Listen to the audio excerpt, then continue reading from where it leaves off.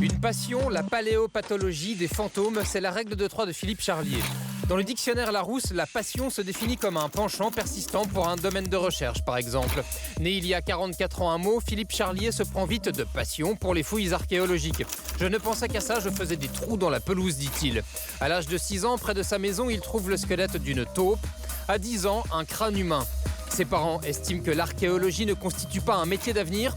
Après le bac, Philippe Charlier s'inscrit en médecine, mais il laisse libre cours à sa passion, en suivant parallèlement des cours à l'Institut Michelet et en participant à des chantiers de fouilles pendant l'été.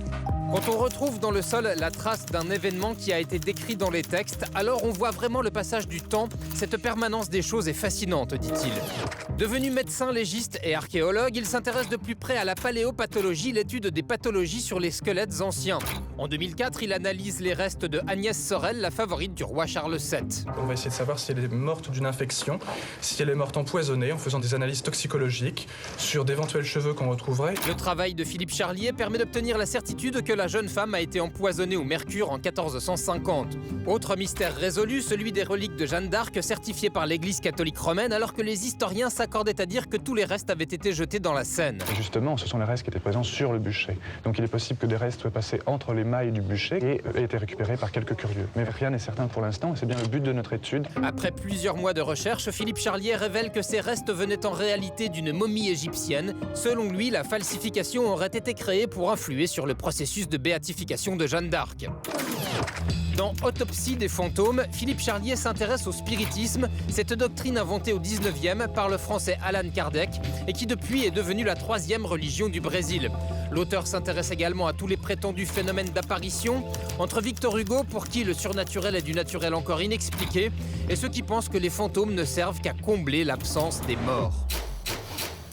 Là voilà cette histoire du surnaturel de Philippe Charlier.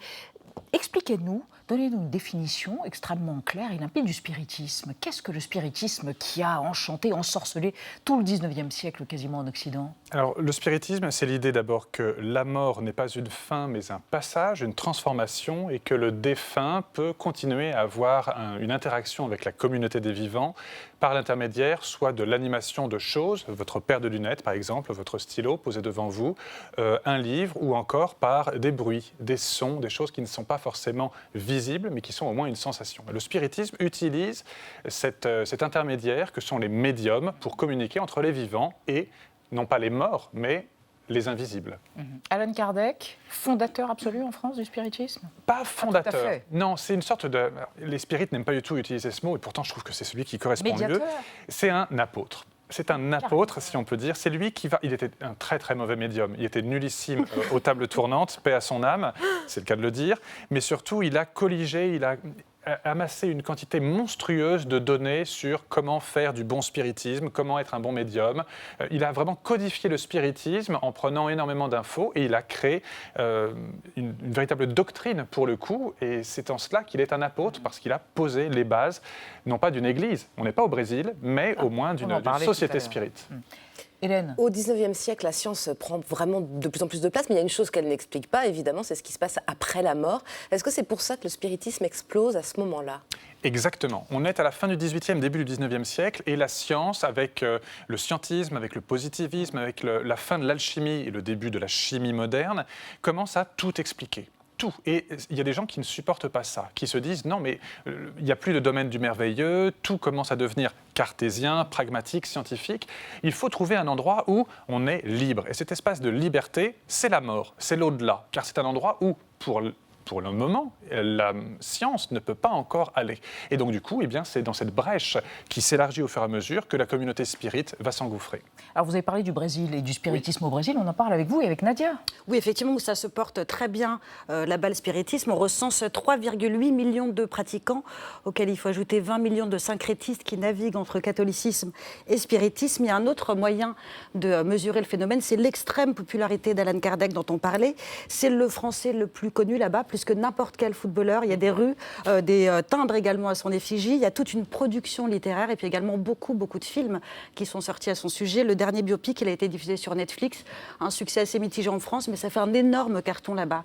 Aujourd'hui, au Brésil, la pandémie, évidemment, elle a fait 250 000 morts. Est-ce que ça a eu un effet sur l'adhésion de la population ? Est-ce que ça a modifié peut-être la pratique ? Alors non seulement au Brésil, avec le kardécisme, cette religion qui porte directement le nom de ce pédagogue français, mais également partout dans le monde. On se rend compte en France, au Japon, aux États-Unis, vraiment de façon globale, que cette pandémie qui a provoqué de nombreux décès et surtout de nombreuses funérailles sans que le défunt ne soit visible, eh bien ça fait que le deuil est très difficilement acceptable. Et pour compenser ce manque, pour accepter ce lien qui s'est défait avec le défunt, eh bien beaucoup vont se réfugier dans le spiritisme ou des pratiques à peu près comparables. Vous parlez de la pandémie. Il y a une phrase de Tchekhov, qui était médecin d'ailleurs. Enterrer les morts et réparer les vivants, ça va ensemble. Est-ce que vous trouvez que la manière dont, depuis un an, les funérailles empêchées, les mourants, les agonisants, pas tout à fait suffisamment accompagnés, est-ce que vous pensez que les morts se vengeront d'une certaine façon? Est-ce que vous pensez que la mort a été considérée, traitée avec la dignité?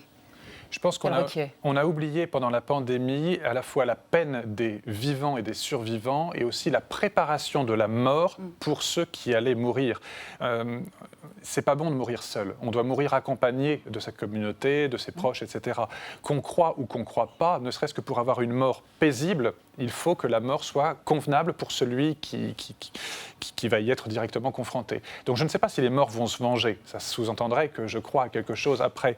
Mais en tout cas, sur le plan sociétal, sur le plan psychologique, psychiatrique, psychanalytique ou même sur le plan humain, on se prépare, je pense, une génération de mauvaises morts. C'est le mot qu'on utilise, une mauvaise mort.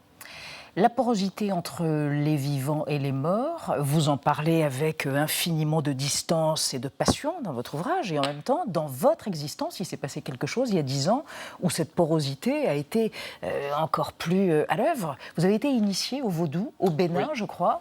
Vous êtes fils de Sakpata. Vous pouvez nous parler de ça? Parce que alors là, pour le coup, le vaudou, c'est la grande communication, le grand tout, avec une circulation d'énergie, les morts, les vivants, tout ça communique? C'est très bien résumé, si je peux me permettre. C'est exactement ça. Dans l'idée du vaudou, il y a une création du monde et une énergie qui circule, qui est répartie de façon complètement hétérogène. Et au fur et à mesure, par des rituels, par des forces, on arrive. Moi, ce qui m'intéressait, c'était en tant qu'anthropologue et que médecin, travaillant beaucoup sur la mort et étant confronté et de plus en plus intéressé par le vaudou béninois. Eh bien, le berceau. Le berceau vraiment du vaudou, avant que ça aille en Haïti et ailleurs. Eh bien, on m'a proposé plutôt que de l'observer, d'assister et de vivre moi-même cette initiation. Vous n'avez pas eu peur ? J'ai pas eu peur d'abord parce que j'étais accompagné. À nouveau, je n'étais pas seul. Et puis, c'est une mort qui est symbolique. Donc, il est bon de ne jamais être seul face à la mort.